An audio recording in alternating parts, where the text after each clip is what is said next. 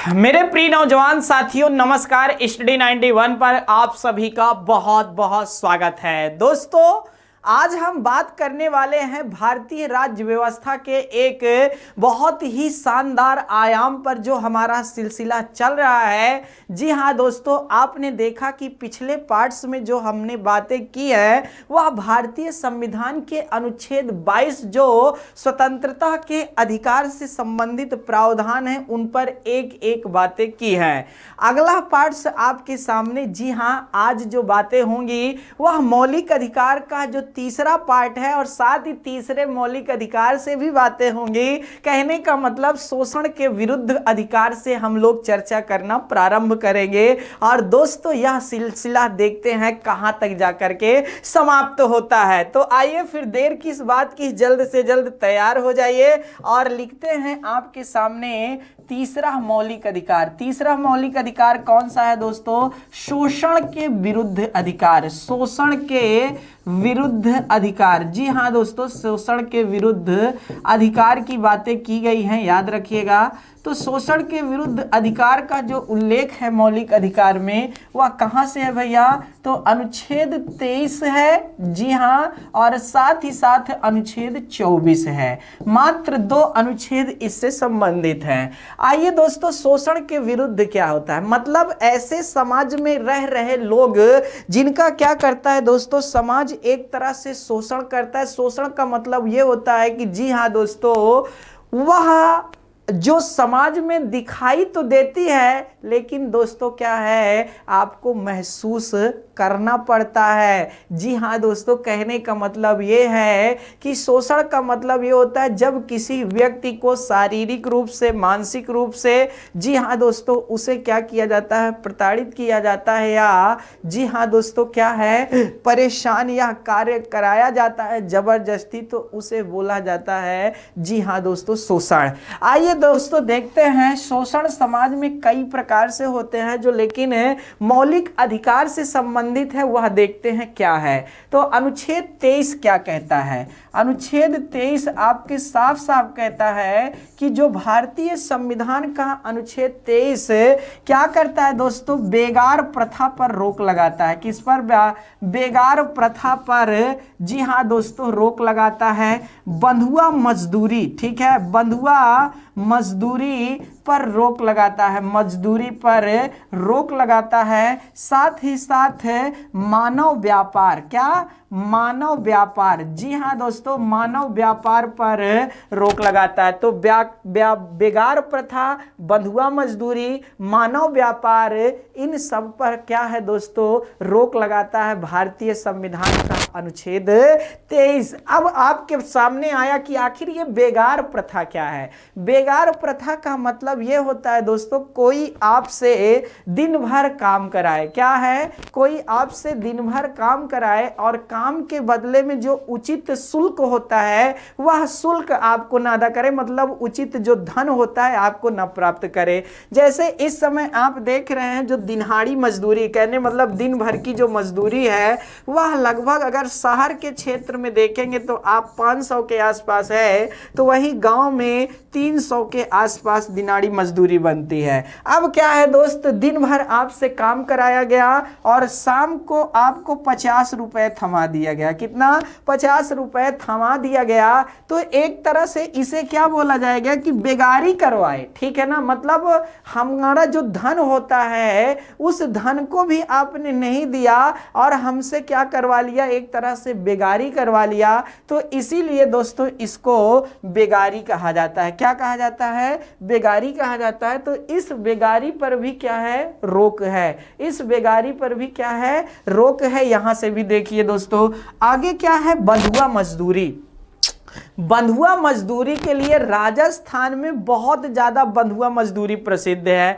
जब राजस्थान में राजघराने पर देखोगे तो दोस्तों क्या है? पुश्तैनी कार्य करा रहे हैं लोग। मतलब जो किसी का परिवार है वह एक ही घर में लगातार अनगिनत सालों से क्या कर रहा है? काम कर रहा है दोस्तों। और जब काम कर रहा है, जी हाँ दोस्तों, तो उसको सिर्फ और सिर्फ 2 वक्त की रोटी और साल भर में सिर्फ और सिर्फ पहनने के लिए वस्त्र दिया जाता है, बस उसकी उतनी सुविधाएं पूरी की जा सकती है जिससे उसका जीवन यापन चल सके, बाकी कोई वह ऐसो आराम इत्यादि क्या जी हाँ दोस्तों सोचे भी ना। तो इसलिए राजस्थान में इसको क्या कहा जाता है, हाड़ी प्रथा या फिर सागड़ी प्रथा के नाम से जाना जाता है। किसके नाम से जाना जाता है, सागड़ी प्रथा के नाम से जाना जाता है दोस्तों। तो इस तरह जब हाड़ी प्रथा और सागड़ी प्रथा जो राजस्थान में प्रचलित है, जिसे बंधुआ मजदूरी कहते हैं, उस पर न्यायालय सामने आया और अंततः जो हाड़ी प्रथा और सागड़ी प्रथा का प्रचलन था उस पर रोक लगा दी गई है कि किसी से भी अब क्या है दोस्तों, बंधुआ मजदूरी नहीं कराई जा सकती। अगर बंधुआ मजदूरी कराई जा रही है तो दोस्तों उसके लिए उसे दंड का भागी माना जाएगा। तो इस तरह आप यहां से भी आप समझ सकते हैं। तो दोस्तों अब हाड़ी प्रथा और सागड़ी प्रथा क्या हो गई है, प्रतिबंधित हो गई है। तो बंधुआ मजदूरी नहीं कराया जाएगा। एक मिथुन चक्रवर्ती की मूवी थी, मुझे याद नहीं आ रहा है वह मूवी शायद आदमी थी कि शायद गुलामी थी, याद नहीं आ रहा। जहां तक मैं जानता हूं आदमी, ये कुछ ऐसी मूवी थी जिसमें क्या होता है दोस्तों, वह लगातार कई वर्षों तक उसके पिता कार्य करते हैं, अंततः पिता की मृत्यु के बाद मिथुन चक्रवर्ती भी कार्य करते हैं, फिर राज बब्बर साहब क्या है दोस्तों, उनकी आंखें खोलते कि बताते तुम्हारा क्या है, जो एक तरह से अधिकार है वह छीना जा रहा कि तुमसे गलत कार्य कराया जा रहा है, तुम्हें जिंदगी भर उसी में लगे रहने दिया जाएगा।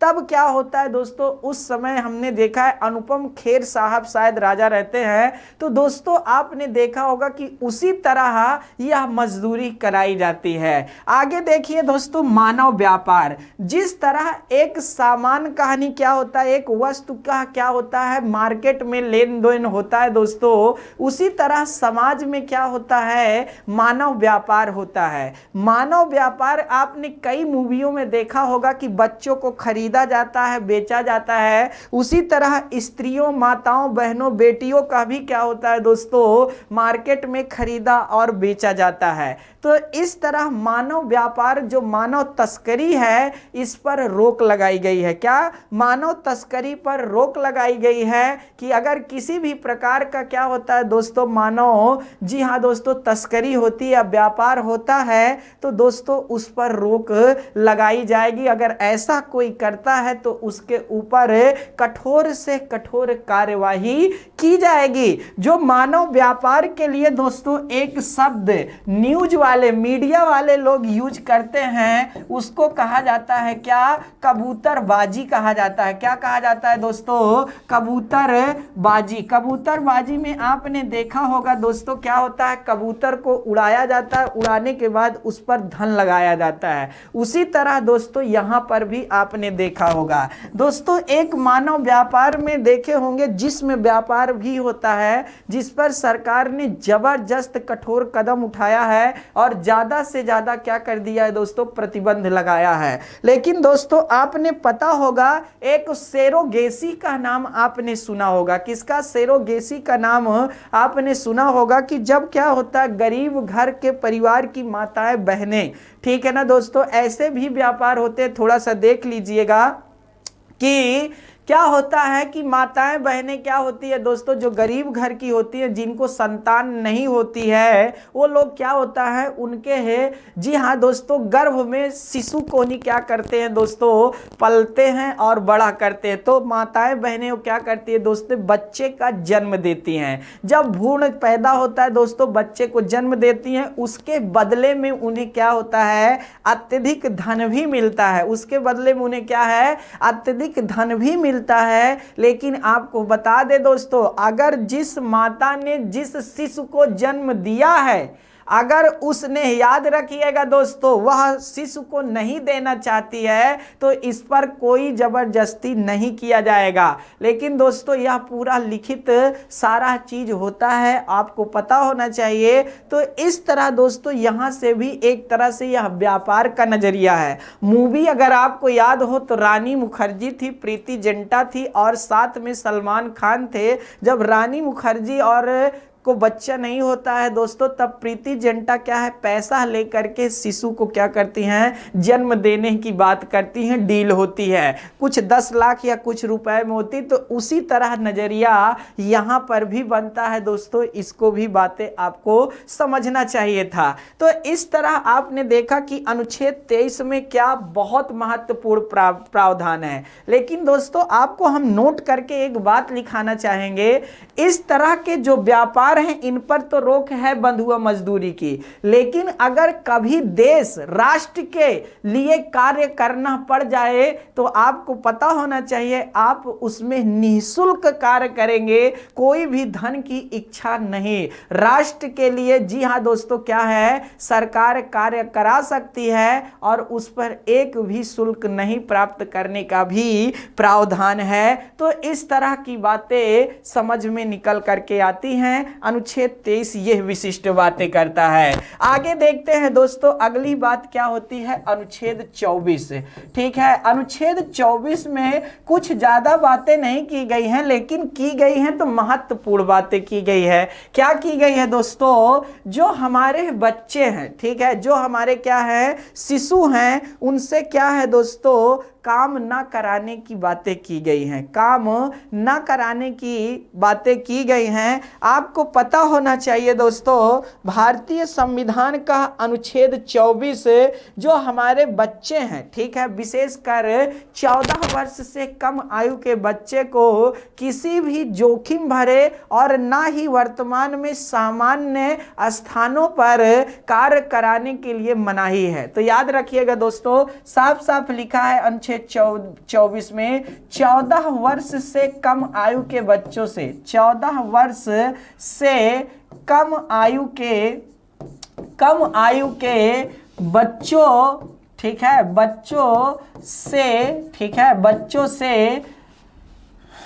बच्चों से किसी भी, ठीक है,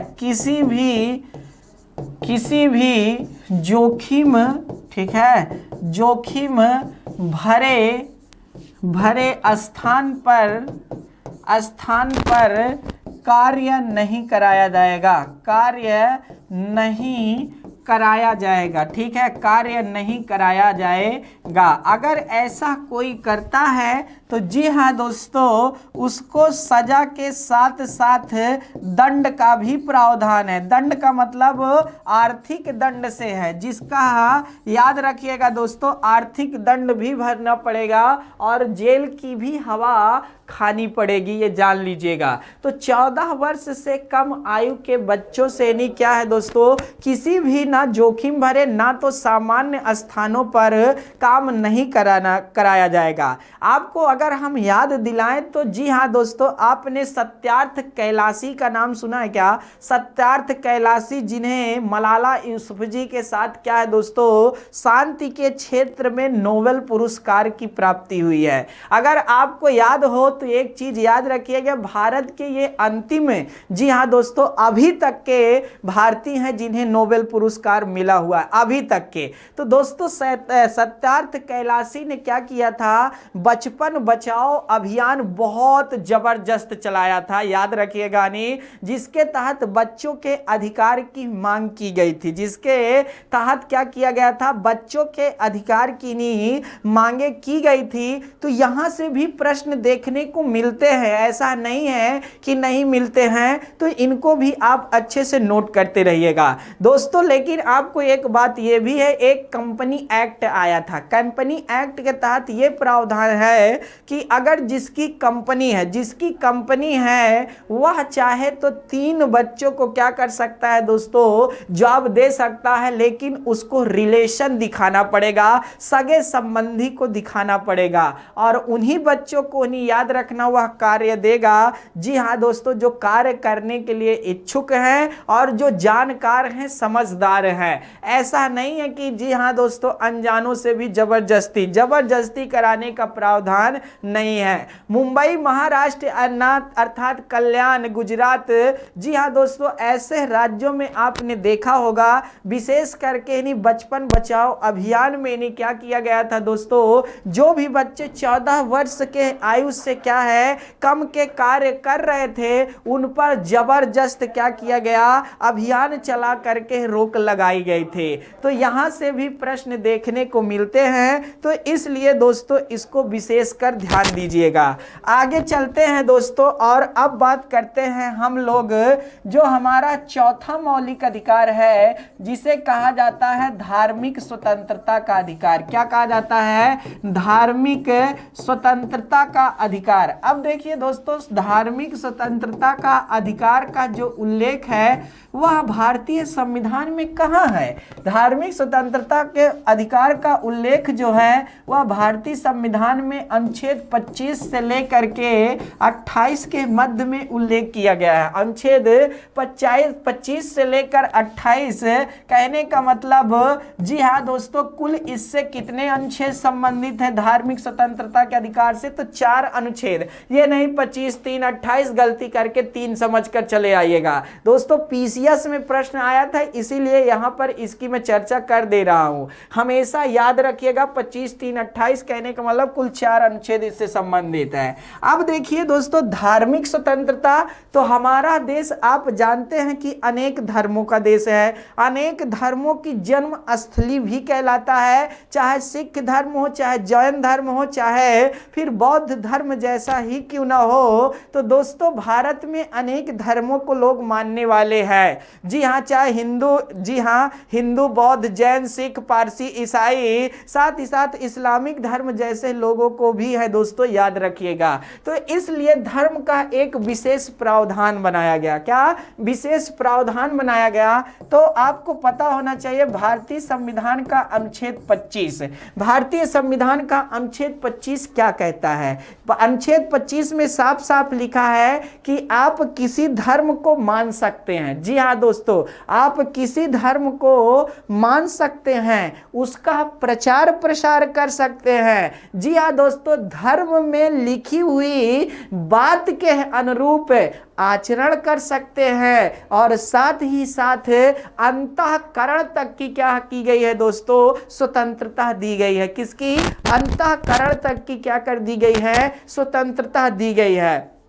अब देखिए दोस्तों, आपको धर्म को मानने, ठीक है, उसका आचरण करने, साथ ही साथ प्रचार प्रसार करने और फिर उसके साथ साथ, जी हाँ दोस्तों, अंतःकरण की स्वतंत्रता, ये जो 4-5 स्वतंत्रताएं हैं ये अपने आप में बहुत महत्वपूर्ण है। देखिए दोस्तों, जब क्या है, जैसे आप किसी धर्म से संबंध रखते हैं, चाहे इस्लाम धर्म मानते हो, हिंदू धर्म मानते हो, बौद्ध धर्म, जैन धर्म, सिख धर्म, पारसी धर्म, ईसाई धर्म, यहूदी धर्म को भी मानने वाले लोग हैं, ऐसा नहीं है। तो दोस्तों, आप जिस भी धर्म को मानते हैं, आप अपने धर्म को छोड़ करके दूसरे धर्म को भी अपना सकते हैं। आप अपने धर्म को छोड़कर दूसरे धर्म को भी अपना सकते हैं, लेकिन आपको पता होना चाहिए ये धर्म अपनाते समय ना तो आपके अंदर किसी प्रकार की लालच होनी चाहिए और ना ही किसी प्रकार का भय होना चाहिए।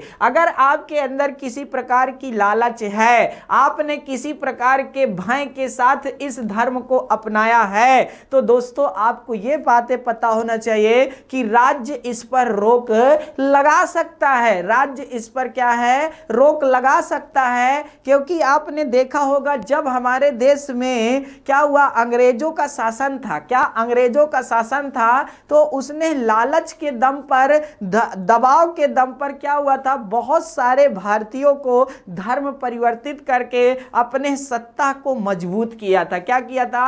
अपने सत्ता को मजबूत किया था। तो उसी तरह आपको यहां पर भी समझने वाली बातें हैं कि दोस्तों आप धर्म को, जी हां, लालच में आकर अपनाते हैं, तो जी हां, जिस धर्म को अपनाएंगा उसकी मजबूती बढ़ती है ना, आप जानते हैं। और देश में ही नहीं, पूरे विश्व में धर्म को लेकर के सबसे बड़ा विवाद है। और आज तक आप रिकॉर्ड उठाकर देख लीजिए, देखिए सबसे ज्यादा जो हत्याएं अर्थात हुई है, सबसे ज्यादा जो विद्रोह हुए हैं, जो ज्यादा से ज्यादा द्वितीय विश्व युद्ध हो या फिर प्रथम विश्व युद्ध हो, ऐसे युद्धों में भी धर्म की एक अहम रोल रही है। तो इस तरह आप समझ सकते हैं कि यह कितना बड़ा पार्ट है अपने आप में। तो धार्मिक स्वतंत्रता है आपके पास, तो आपसे दबाव में धर्म नहीं अपनाया जाएगा। पहला पॉइंट, आप अपने धर्म का प्रचार प्रसार कर सकते हैं। धर्म का प्रचार प्रसार का मतलब यह है दोस्तों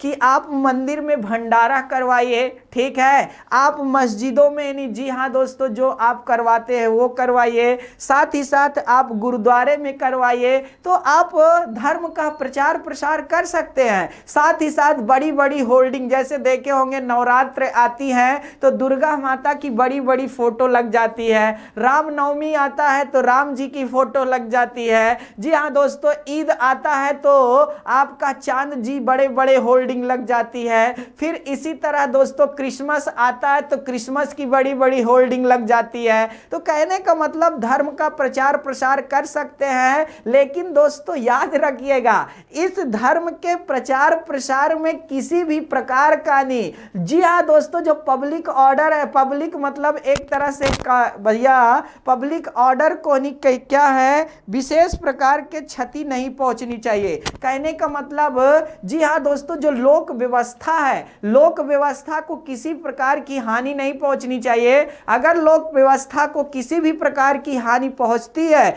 और देश में रह रही जनता को किसी प्रकार का अर्थात याद रखना समस्या उत्पन्न होती है, तब वहां पर आप पे रोक लगाई जा सकती है। नहीं, आराम से करिए, कोई समस्या नहीं है। तीसरा पॉइंट है आचरण। तीसरा पॉइंट क्या है? आचरण। आचरण पे बात अगर हम करते हैं तो आप जानते हैं धर्म के अनुरूप आप आचरण कर सकते हैं। जैसे आपके धर्म में लिखा हुआ है, किसके धर्म में? पंजाबियों के धर्म, जो हमारे सिख भाई हैं, सिख भाई के धर्म में लिखा हुआ है, जी हाँ दोस्तों, 5 चीजें, केस, कड़ा, कंघा इत्यादि आपने देखा होगा, पग को धारण करना, ये उनके धर्म का आचरण है। इसीलिए आप देखे होंगे जब वह लोग बाइक चलाते हैं तो हेलमेट के स्थान पर पग को धारण करते हैं, और कभी भी कोई भी अधिकारी, याद रखना, यहां तक कि आरटीओ भी उनको नहीं रोक सकता है हेलमेट के उद्देश्य से। क्यों? क्योंकि याद रखिएगा दोस्तों, वह पग धारण करना उनके आचरण में लिखा हुआ है। लेकिन अगर एक बात आपको और कहें, संथारा प्रथा का नाम सुने क्या? संथारा प्रथा क्या है? जैन धर्म से संबंधित है। किससे संबंधित है? जैन धर्म से संबंधित है। अब देखिए दोस्तों, संथारा प्रथा में क्या होता है? संथारा प्रथा में यह होता है कि जैन धर्म के लोग जब क्या होता है दोस्तों, एक वृद्धावस्था में आते हैं, मतलब अब जान जाते हैं कि दोस्तों अब मेरी उम्र ऐसी आ चुकी है कि अब अंत समय आने ही वाला है, तो वो लोग क्या करते हैं? अन्न जल का त्याग करना शुरू कर देते हैं। अन्न जल का त्याग करना शुरू कर देते हैं। और आपने आज ही नहीं सुना होगा दोस्तों, ये कहानी चंद्रगुप्त से लेकर के स्टार्ट हुई है, देखे होंगे आप लोगों ने, जो बहुत, जी हां दोस्तों, मौर्य वंशज वालों में। तो इस तरह दोस्तों अंत समय में उन्होंने अन्न जल का भी त्याग कर दिया था। तो संथारा प्रथा जैन धर्म से बहुत प्रचलित प्रथा है। अब क्या हुआ दोस्तों, संथारा प्रथा में 2006 में अशोक सिंह ने क्या किया था दोस्तों, राजस्थान हाई कोर्ट में ने मामला दायर किया। राजस्थान हाई कोर्ट में मामला गया। अंततः राजस्थान हाई कोर्ट ने क्या कर दिया? संथारा प्रथा पर रोक लगा दी। जब संथारा प्रथा पर रोक लगाई राजस्थान हाई कोर्ट ने, तो हमारे यहां फिर जैन धर्मियों ने एक धर्म, जी हां दोस्तों, धर्म को लेकर बहुत बड़ा आंदोलन छिड़ा भारत के अंदर। और मामला कहां पहुंचता है? मामला पहुंचता है सुप्रीम कोर्ट में। मामला कहां पहुंचता है? सुप्रीम कोर्ट में। सुप्रीम कोर्ट ने जब पूरे जांच किया दोस्तों, तो क्या पाया कि जो राजस्थान हाई कोर्ट ने रोक लगाया है वो गलत है। अंततः सुप्रीम कोर्ट ने निर्णय देते हुए कहा सीधा सीधा कि संथारा प्रथा क्या है, जैन धर्म का एक आचरण है, उनकी पुस्तक में लिखी हुई ये पूरी बातें हैं, इसलिए संथारा प्रथा सही है। संथारा प्रथा क्या है, सही है। अंत समय में नहीं, जी हाँ दोस्तों, निर्वाण की प्राप्ति के लिए, निर्वाण की प्राप्ति के लिए, जी हाँ दोस्तों, ये कहा जाता है जैन धर्म में कि जब क्या होता है, जैन भिक्षु को मृत्यु होती है और मृत्यु ऐसे होती है तो दोस्तों क्या कहा जाता है कि इनको ज्ञान की प्राप्ति होती है। इनको क्या होती है, ज्ञान की प्राप्ति होती है, तो इसलिए यह सही है। तो इसलिए दोस्तों फिर सुप्रीम कोर्ट ने जैन धर्म के लोगों के पक्ष में क्या कर दिया, निर्णय दे दिया। वर्तमान में संथारा प्रथा लागू है, ये बातें भी आपको समझना चाहिए था। तो ऐसे भी आप देखे होंगे कई महत्वपूर्ण मुद्दे सामने निकल करके आते हैं धर्म को लेकर के। धर्म को लेकर के कई बार आवाजें उठती हैं और हमेशा अभी आपने देखा होगा जब हमारे देश में सरकार ने CAA सिटीजनशिप अमेंडमेंट एक्ट 2019 अर्थात नागरिक संशोधन अधिनियम 2019 लाई थी, तब वहां पर भी क्या हुआ था, वहां पर भी धर्म को लेकर के ही आवाज उठी थी। जी हां दोस्तों, बहुत बड़ी बड़ी बातें उठी थी। जी हां, आपको मैंने नागरिकता पढ़ाते समय उस पर विशेष कर फोकस करवा करके बताया था। जी हां, पूरा पार्ट अमित शाह की कहानी पूरी बताई, सरकार ने क्या निर्णय दिए वो सारे बताए, साथ ही कब संशोधन पारित हुआ लोकसभा से, कब राज्यसभा से, कितने बहुमत से पारित हुआ, ये सारी चर्चाएं किए एक एक करके। तो यहां पर दोस्तों आपको हमने हर एक पार्ट्स पर बातें किया। तो दोस्तों अनुच्छेद 25 में क्या क्या लिखा है, धर्म को मानने, धर्म को मानने, उसका आचरण करने, प्रचार प्रसार करने, प्रचार प्रसार करने और ठीक है अंतःकरण की स्वतंत्रता है। धर्म में जी हाँ मिल जाना, अंतःकरण करने की क्या है दोस्तों, स्वतंत्रता है। तो इस तरह भारतीय संविधान का अनुच्छेद 25 आपको समझ में आया होगा। भारतीय संविधान का अनुच्छेद 25 आपको क्या हुआ होगा दोस्तों, समझ में आया होगा। अगला देखते हैं, बहुत शानदार बातें। अगली क्या है दोस्तों, अनुच्छेद 26 जो आपके लिए विशेष बातें करता है। क्या, अनुच्छेद 26 जो विशेष बातें करता है। अच्छा, एक नोट करके जरूर लिख लीजिएगा, नोट हमने बताया है, नोट का मतलब विशेष होता है। क्या होता है दोस्तों, इस धर्म के स्वतंत्रता को लेकर के नहीं, जी हाँ दोस्तों, लोक व्यवस्था, सदाचार और स्वास्थ्य, इन तीन चीजों पर प्रभाव नहीं पड़ना चाहिए, नहीं जो धार्मिक स्वतंत्रता मिली है उस पर रोक लगाई जा सकती है। तो लिख लीजिए दोस्तों, उपरोक्त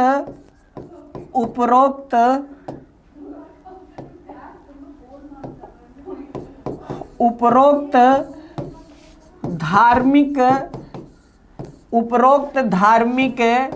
स्वतंत्रता के कारण, उपरोक्त धार्मिक स्वतंत्रता के कारण, धार्मिक स्वतंत्रता के कारण क्या क्या नहीं होना चाहिए दोस्तों, लोक व्यवस्था, पब्लिक ऑर्डर, ठीक है, लोक व्यवस्था पर किसी भी प्रकार का प्रभाव नहीं पड़ना चाहिए। फिर उसके बाद सदाचार, ठीक है ना दोस्तों, सदाचार का मतलब यहाँ पर यह है मॉनिटरी पर किसी भी प्रकार का ही प्रभाव नहीं पड़ना चाहिए। स्वास्थ्य, किसी दूसरे के स्वास्थ्य पर किसी भी प्रकार का प्रभाव नहीं पड़ना चाहिए। जैसे मुहर्रम है, अब मुहर्रम में क्या होता है दोस्तों, देखे होंगे वो अपने बॉडी पर ही क्या होता है, दुख व्यक्त करते जो भाई लोग। अब ये नहीं कि आप दूसरे को ही कूटना शुरू कर दीजिए, नहीं दोस्तों, आप अपने अपने ऊपर जो दुख व्यक्त कर रहे करिए, ये दूसरे पर नहीं, मतलब दोस्त स्वास्थ्य पर प्रभाव। अब हवन करना शुरू कर दिए दोस्तों, मान लीजिए हवन शुरू हो गई,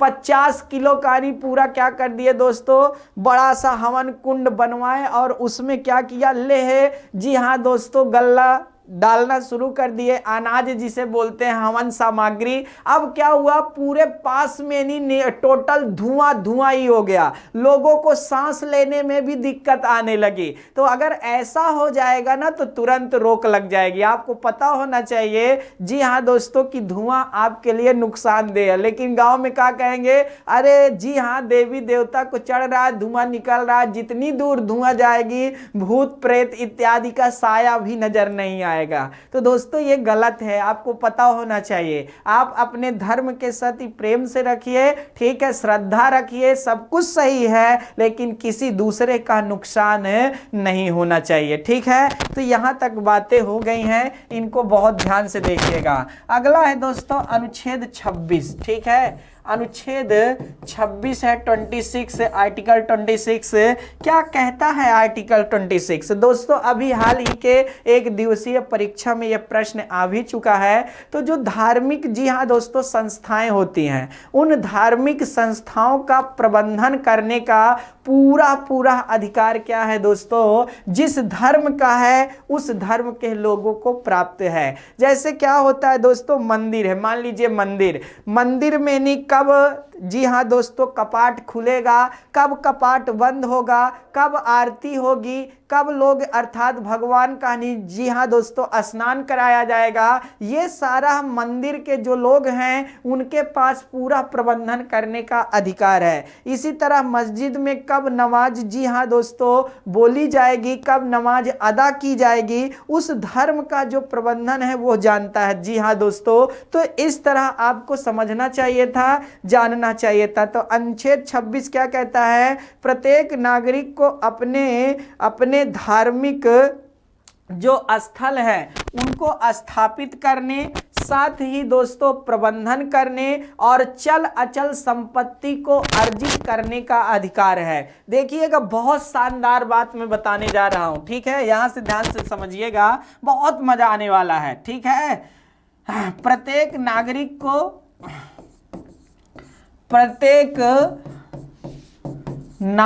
को अपने धर्म से संबंधित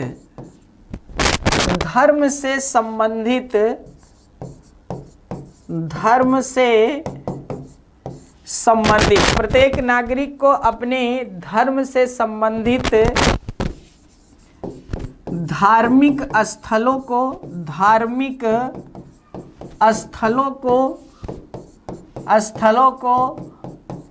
स्थापित करने, साथ ही उसका प्रबंधन करने और क्या दोस्तों, और चल अचल संपत्ति,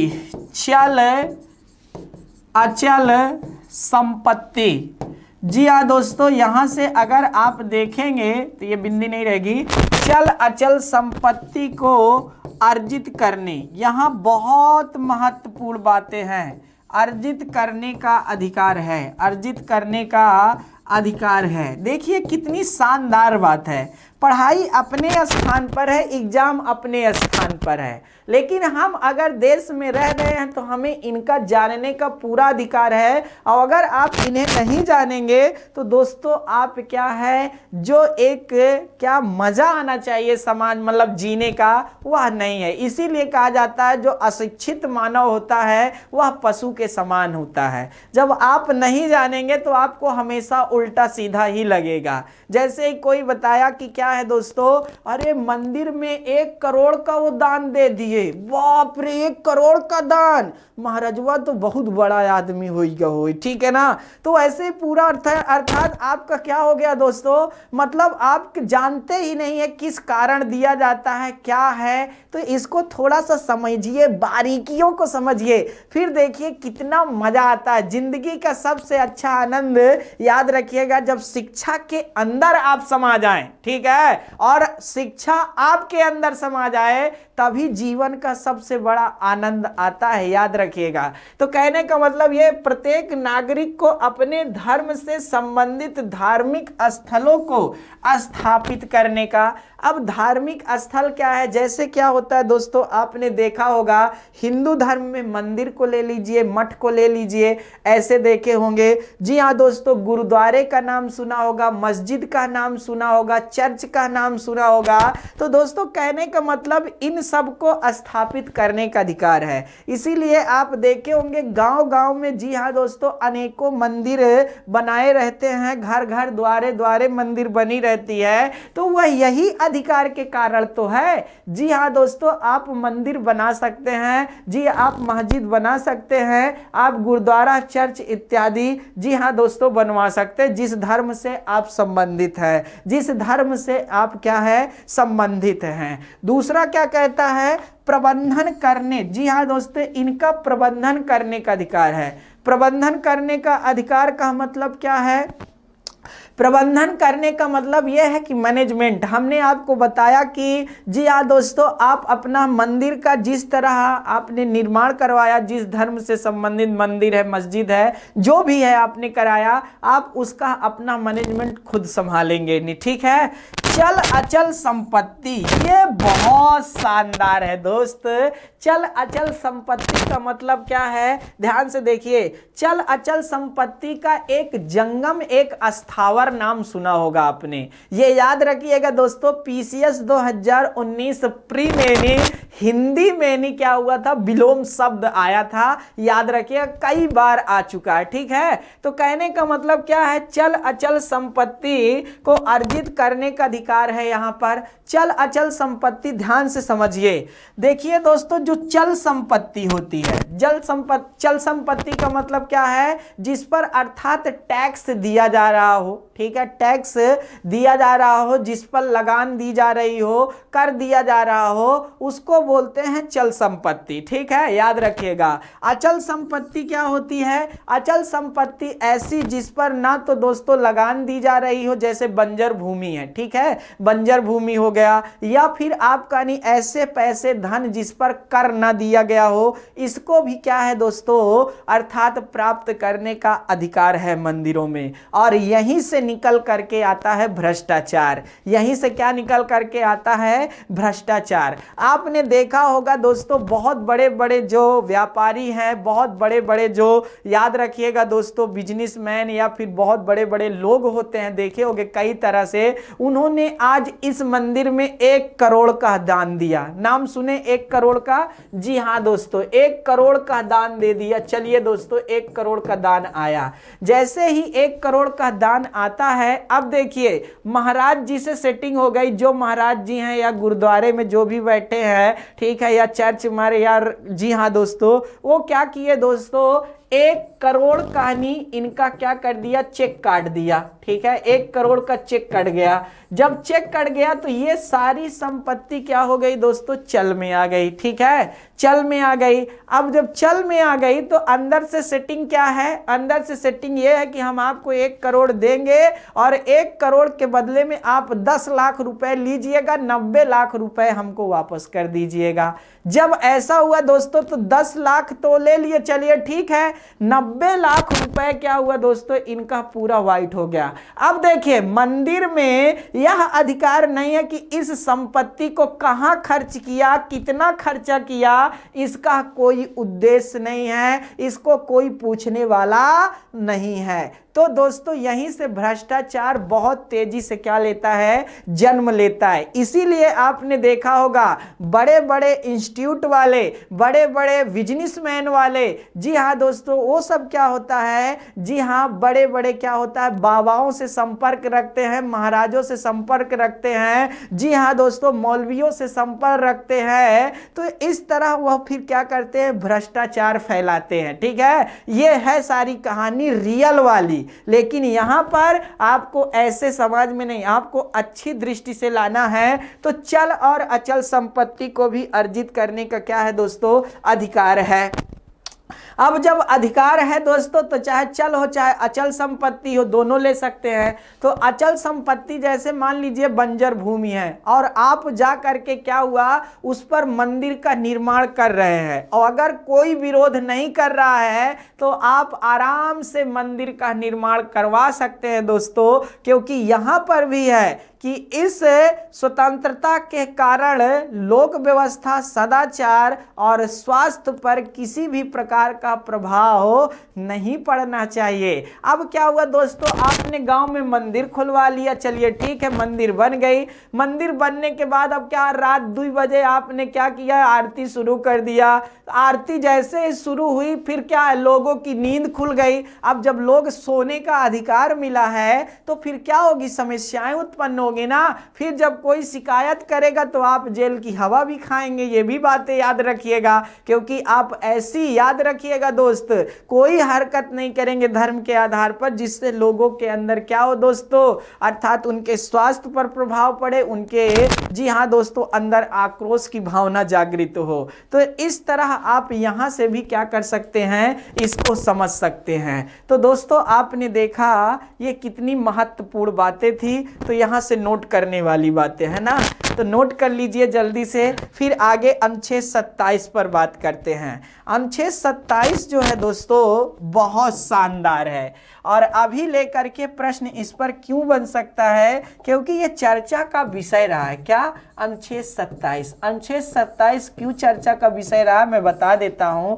अनुच्छेद 27 में साफ साफ लिखा है कि धर्म के आधार पर, धर्म के आधार पर, ठीक है, धर्म के आधार पर सरकार, ठीक है ना दोस्तों, सरकार कर नहीं लगा सकती है, कर नहीं लगा सकती है, कर नहीं लगा सकती है। तो कहने का मतलब दोस्तों याद रखिएगा, कोई भी हो धर्म के आधार पर टैक्स नहीं लिया जा सकता है। अब आप देखिए दोस्तों, मुद्दा कहाँ का है, मुद्दा है राम अयोध्या मंदिर का है, राम अयोध्या मंदिर का है। याद रखिएगा दोस्तों, राम अयोध्या मंदिर जो भी है याद रखिएगा दोस्तों, बस इतना जानिए कि राम अयोध्या मंदिर। अब क्या होता है, राम अयोध्या मंदिर का देखे होंगे निर्माण 2020 से प्रारंभ हो रहा है, ठीक है ना दोस्तों, हुआ, और अभी तक निर्माण चल रहा है, सब कुछ बराबर है। वो बात की बात है 5 अगस्त 2019 को, जी हाँ दोस्तों, निर्णय आया था, याद रखिएगा। वहां की बात वहां पर छोड़ दीजिए, यहाँ की बात यहाँ पर आइए। अब राम अयोध्या मंदिर का क्या हो रहा है, निर्माण हो रहा है। जी हाँ दोस्तों, तो सरकार ये नहीं कह सकती है कि ऐसा है हर घर को, जितने भी अयोध्या वासी हैं वह क्या है 10-10 हजार रुपए दे, ठीक है, सरकार ऐसा कतई नहीं कर सकती है। साथ ही साथ उत्तर प्रदेश का हर जो घर है वह 100-100 रुपए दे। जी हाँ दोस्तों, ऐसा कभी नहीं होगा, याद रखिएगा। इसीलिए आपने देखा होगा अगर ऐसा करती है सरकार तो धर्म के नाम पर टैक्स लेती है, और अगर टैक्स लेती है तो आप इसका क्या कर सकते हैं, अपील कर सकते हैं, तो इस पर ज्यादा से ज्यादा समस्याएं भी आ सकती हैं, याद रखना, सरकार के ऊपर। तो इसीलिए क्या होता है, जब धर्म के नाम पर पर्ची कटती है, जी हाँ दोस्तों, धर्म के नाम पर पर्ची जो कटती है, आपकी जो खुशी हो, ठीक है, लिखा रहता है आपकी जो मर्जी हो, जो खुशी हो, ठीक है ना दोस्तों, उतना दे दीजिए, चाहे 1 रुपए का दीजिए, चाहे 100 रुपए का दीजिए, चाहे 1 रुपए भी ना दीजिए, यहां पर धर्म को लेकर के टैक्स नहीं लगाया जा सकता है। और क्यों, क्योंकि दोस्तों आपको पता होना चाहिए सरकार किसी भी एक भी धर्म को लेकर के बढ़ावा नहीं देगी, सरकार सर्वधर्म समभाव की नीति पर कार्य करेगी। यह हमारे प्रस्तावना में जो धर्म निरपेक्षता शब्द है उससे उजागर होता है, निकल करके बातें आती हैं। तो यहां से भी बातें आपको समझना चाहिए था, जानना चाहिए दोस्तों। अगला प्रश्न है, मतलब अगला अनुच्छेद है अनुच्छेद 28। क्या, अनुच्छेद 28। अनुच्छेद 28 क्या कहता है, यहां से भी देख लीजिए दोस्तों।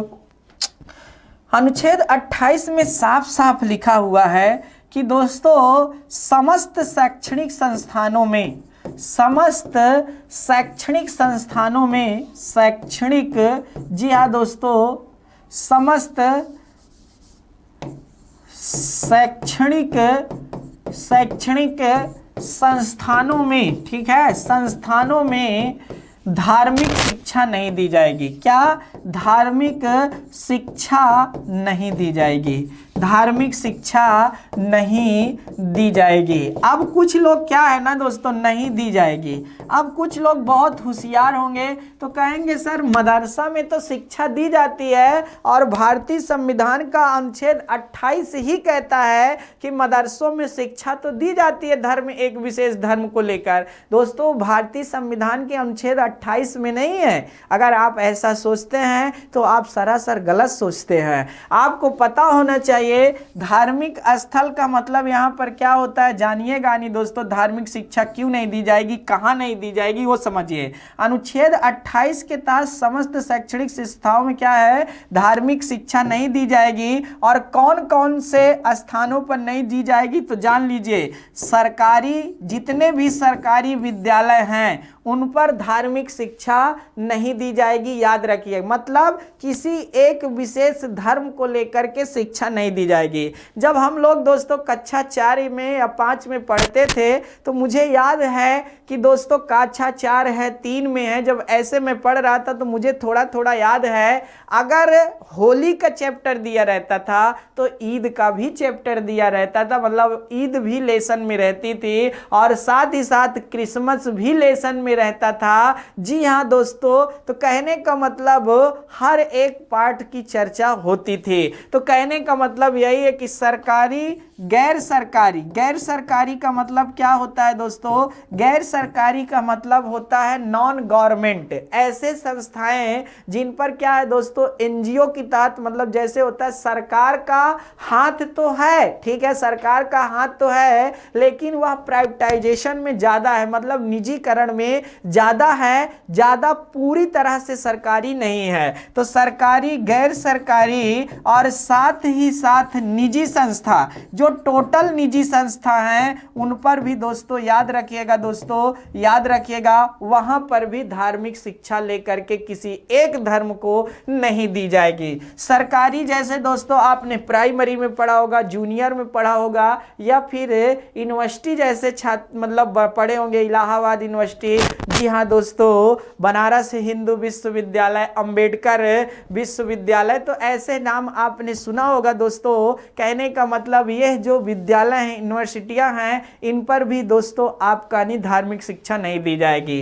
गैर सरकारी में जैसे आपके कानपुर यूनिवर्सिटी हो गई, देखे होंगे कानपुर यूनिवर्सिटी है, रज्जू भैया सरकार देखे होंगे, तो यहाँ पर भी जो आती है दोस्तों, यहाँ पर भी चाहे बुंदेलखंड यूनिवर्सिटी हो जाए, याद रखिएगा दोस्तों, आपके नहीं कोई भी यूनिवर्सिटी ऐसी हैं वहां पर निजी मतलब धर्म को लेकर नहीं दी जाएंगी। साथ ही साथ निजी विद्यालयों में देखे होंगे, निजी विद्यालय जैसे आपके यहाँ देखे होंगे मेमोरियल कॉन्वेंट स्कूल खुलते हैं, या फिर दोस्तों बहुत सारे स्थानों पर कोचिंग संस्थाएं खुलती हैं। तो जो कोचिंग संस्था है, जैसे यह कोचिंग संस्था है, मान लीजिए स्टडी 91 भी, तो एक तरह से निजी संस्था मान लीजिए। तो निजी संस्था जो है, जी हाँ दोस्तों, वहां पर भी एक विशेष धर्म को लेकर कोई टीचर आपसे बात नहीं कर सकता है। अगर आपको एक विशेष धर्म को लेकर बात करते हैं तो वो सरासर गलत है। उनके लिए समस्त, जी हाँ दोस्तों, धर्म क्या है, बराबर हैं। इसलिए यहां से भी बातें आपको समझना चाहिए। खैर हम लोगों का तो भैया पूरा सरकारी सिस्टम से ही जुड़ा हुआ है, नितिन भैया का ये पूरा नो डाउट बहुत बड़ा है, एक तरह से नहीं पूरा हमेशा विचार, उच्च विचार है सर के, हमेशा हम लोग, जी हाँ दोस्तों, काम वही करते हैं जो लीगल है। याद रखिएगा, ये चीज़ें आपको जानना चाहिए। यहाँ से नहीं, सरकार ने मतलब हम लोगों ने पूरा एक सिस्टमैटिक ढंग से सारा चीज़ तैयार किया है आप लोगों की दया से। ये सब आपका प्यार है, आपका सहयोग है, और भगवान करेगा आगे हमेशा सहयोग बनाए रखेंगे तो हम लोग और अच्छा आगे करने वाले हैं। जी हाँ दोस्तों, आगे और अच्छा करने वाले हैं। आपका सहयोग बस इतना चाहिए कि आप अपने दोस्तों, रिश्तेदारों, भाइयों, जिनको भी आप जानते हैं वहां तक ये बात जरूर पहुंचाएं कि एक बार स्टडी 91 पर विश्वास करिए, फिर देखिए आनंद ही आनंद है। दोस्तों, पढ़ाने का तरीका आपको खुद समझ में आ गया होगा, हमें बताने की जरूरत नहीं। चाहे आप नितिन भैया की क्लास देखिए, चाहे आप नीरज सर की क्लास देखिए, चाहे अमरेश सर की क्लास देखिए, चाहे आप जिस सर की भी देखेंगे दोस्तों, वहां पर आपको एक अलग ही क्वालिटी नजर आएगी। हम लोग चाहते हैं कि हमारा कोई भी बच्चा किसी भी प्रकार से थोड़ा सा भी दुखी ना हो, इसीलिए हम लोगों ने डाउट सेशन एक अलग से रखा है कि आप डायरेक्ट टीचर या शिक्षक गण से कॉल करके भी अगर कोई समस्या आती है तो बात कर सकते हैं। इतनी बड़ी सुविधा आपके किसी के यहाँ नहीं मिलेगी, ये बातें नोट करके रखिए दोस्तों। मैं बड़ाई नहीं करता हूँ, ये एक अच्छाई है, ठीक है। डायरेक्ट हम आपसे जुड़े रहेंगे तो हमें अच्छा लगता है, जब हम आपसे बातें करते हैं, आपके प्रश्नों का जवाब देते हैं, तो हमें लगता है कि हमारे बच्चे कितना गहराई में समझ रहे हैं, कितनी अच्छी अच्छी बातों को धारण कर रहे हैं, तो इससे गर्व हमें होता है, ठीक है दोस्तों। तो इस तरह आपने देखा कि किसी भी धार्मिक शैक्षणिक मतलब किसी भी संस्था में धर्म को लेकर के शिक्षा नहीं दी जाएगी, नहीं, विशेष करके सरकारी, गैर सरकारी और निजी संस्था में। अनुच्छेद 28 में सिर्फ इतनी बातें हैं। आइए दोस्तों आगे बात करते हैं। आगे हमारा जो मौलिक अधिकार है वह आपको पता होना चाहिए, याद रखिएगा दोस्तों, कौन सा है? संस्कृति एवं शिक्षा संबंधी अधिकार, और ये अधिकार मौलिक का कौन सा है? 5वां है, ठीक है। संस्कृति एवं शिक्षा संबंधी अधिकार, ठीक है दोस्तों, शिक्षा संबंधी अधिकार। अब देखिए दोस्तों, जो यह अधिकार है इसका उल्लेख कहाँ है? तो इसका उल्लेख है अनुच्छेद 29 से 30। इसका उल्लेख कहाँ है? अनुच्छेद 29 से 30 है। अनुच्छेद 29 से 30 क्या है दोस्तों? याद रखिएगा, यह एकमात्र ऐसा मौलिक अधिकार है, ठीक है। यह एकमात्र ऐसा क्या है दोस्तों? मौलिक अधिकार है जो क्या है? अल्पसंख्यकों से संबंधित है। किससे? अल्पसंख्यकों से संबंधित है। अब देखिए दोस्तों, अल्पसंख्यक कौन? अल्पसंख्यक कौन, इसका निर्धारण कौन करेगा? तो आपको पता होना चाहिए, जिसकी भी जनसंख्या क्या है, सुप्रीम कोर्ट ने कहा है भैया, याद रखिएगा, जिसकी भी जनसंख्या क्या है 50% से कम है, वह देश में अल्पसंख्यक है। इसीलिए दोस्तों आपको पता होना चाहिए, हिंदू धर्म को छोड़कर, हिंदू धर्म को छोड़ करके अन्य सभी धर्म, जितने भी धर्म हैं, ठीक है, चाहे वह, जी हाँ, बौद्ध धर्म हो, चाहे जैन धर्म हो, चाहे सिख धर्म हो, चाहे पारसी धर्म हो, चाहे यहाँ तक कि इस्लाम धर्म भी अल्पसंख्यक में आता है। यहाँ तक कि इस्लाम धर्म भी किस में आता है दोस्तों? अल्पसंख्यक में आता है। इसीलिए आपको पता होना चाहिए कि दोस्तों हमारे यहाँ अल्पसंख्यकों का जो उल्लेख है वह भारतीय संविधान के मौलिक अधिकारों में देखा जाए तो जी हाँ दोस्तों, जो मौलिक अधिकार 5वां है संस्कृति एवं शिक्षा से संबंधी, उसका उल्लेख वहीं पर है। अब देखिए दोस्तों, इससे मात्र 2 अनुच्छेद संबंधित है, अनुच्छेद 29 और अनुच्छेद 30। क्या कहता है अनुच्छेद 29? क्या कहता है अनुच्छेद 29? इस बात को ध्यान देने वाली बातें हैं।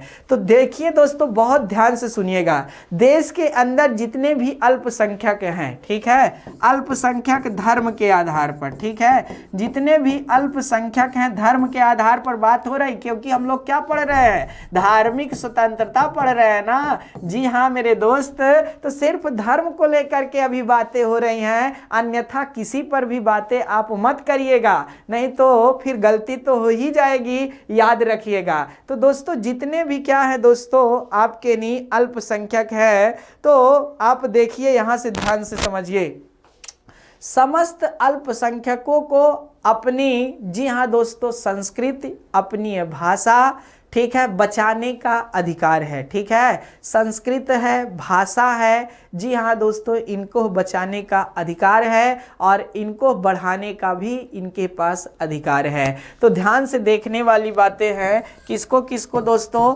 संस्कृति हो गई, ठीक है, संस्कृति हो गई, फिर दोस्तों लिपि हो गई, ठीक है, लिपि, लिखावट, भाषा जो बोलते हैं, इनका बचाने का अधिकार किसके पास है दोस्तों? समस्त अल्पसंख्यक अल्पसंख्यकों को है याद रखने वाली बातें हैं। अगर आप इतना याद रखते हैं तो नो डाउट अपने आप में ये क्या है दोस्तों, बहुत ही शानदार बातें हैं। क्या? बहुत ही शानदार बातें हैं। तो यहाँ पर याद रखिएगा दोस्तों, समस्त अल्पसंख्यकों को संस्कृत हो गई, लिपि हो गई, भाषा हो गई, भाषा में ही एक बोली भी आती है, बोली। अब देखिए दोस्तों, इसको भी बचाने का पूरा पूरा अधिकार है और वह अपनी संस्कृति का बढ़ावा करे, अपनी लिपि को बढ़ावा करे, ऐसे भी बातें निकल करके सामने आती हैं। तो भारतीय संविधान का अनुच्छेद 29 अल्पसंख्यक में, जी हाँ दोस्तों, संस्कृत भाषा, ठीक है, लिपि और बोली इत्यादि का क्या है, बढ़ावा देने की बात करता है अल्पसंख्यकों को। अब अल्पसंख्यक में इसमें जैन धर्म, बौद्ध धर्म, सिख धर्म, पारसी धर्म, ईसाई धर्म, इस्लाम धर्म सभी आ जाएंगे दोस्तों, याद रखिएगा। अगला जो अनुच्छेद है वह बहुत शानदार है। अगला अनुच्छेद क्या है दोस्तों? अनुच्छेद है हमारा 30। क्या? 30 बहुत शानदार बातें करता है अनुच्छेद 30। अनुच्छेद 30 क्या कहता है, ठीक है ना दोस्तों? जी हाँ दोस्तों, अनुच्छेद 30 कहता है समस्त अल्पसंख्यकों को अपने धार्मिक संस्थाओं को स्थापित करने और साथ ही साथ समस्त अल्पसंख्यकों को, याद रखिएगा, अपने धार्मिक, जी हाँ दोस्तों, जो शैक्षणिक संस्थान हैं उनको स्थापित करने और प्रबंधन करने दोनों का अधिकार देता है। ठीक है ना दोस्तों? तो याद रखना, समस्त अल्पसंख्यकों को,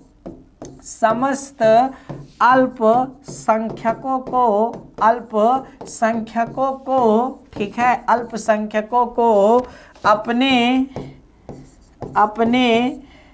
ठीक है, अपने शैक्षणिक संस्थानों को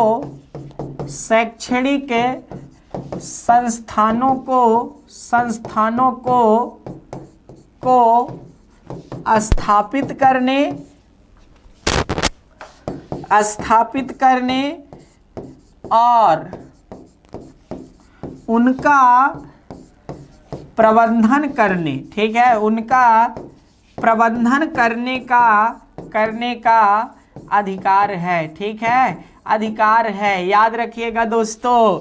बहुत शानदार बातें क्या आई है। जो मदरसा का नाम आपने सुना है, मदरसा जो नाम आपने सुना है, जो धर्म लेकर के विशेष शिक्षा दी जाती है, वह मदरसा यहीं पर आते हैं और मदरसों का प्रबंधन करना यह इनका, जी हाँ दोस्तों, पूरा अधिकार मिला हुआ है। तो इस तरह आप बातें समझ सकते हैं। ठीक है ना दोस्तों? याद रखिएगा, नहीं, बहुत महत्वपूर्ण है। तो भारतीय संविधान में, जी हाँ दोस्तों, जो आपके मदरसा हैं यहाँ पर भी जो स्थापित कहाँ पर है, अनुच्छेद 30 में है। याद रखिएगा, अनुच्छेद 28 में कभी भी टिक मत करिएगा।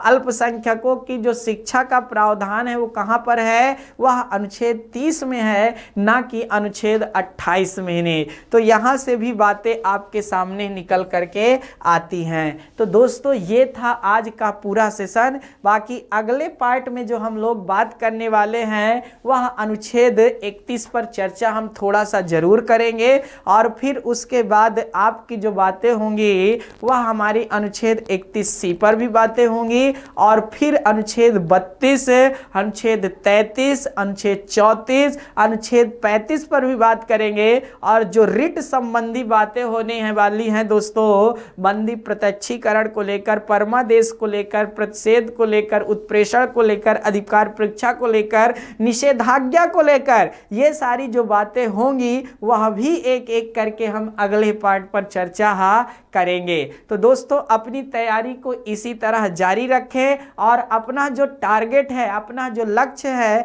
उसके प्रति हमेशा सचेत रखें। जो बंदा सोच लिया समझो वो कर लिया, जो नहीं सोचा तो वो क्या करेगा। तो इसलिए अगर आपने सोचा है कुछ कर गुजरने का, कि अगर हमारा नाम रोशन हो, तो दोस्तों फिर याद रखना, शेर अकेला चलता है, जी हाँ यहाँ दोस्तों भीड़ की जरूरत नहीं होती है। तो आप भी अपने आप में एकदम वह रुतबा लाइए और आए दिन जो बनना चाहते हैं उसके सपने देखिए कि हमें क्या करना है। तो दोस्तों मेहनत करते रहिए, लगे रहिए। अब बाकी स्टडी 91 परिवार पर अपना विश्वास बनाए कर रखिए। बहुत बहुत धन्यवाद आप सभी का। जी हाँ दोस्तों, जय हिंद।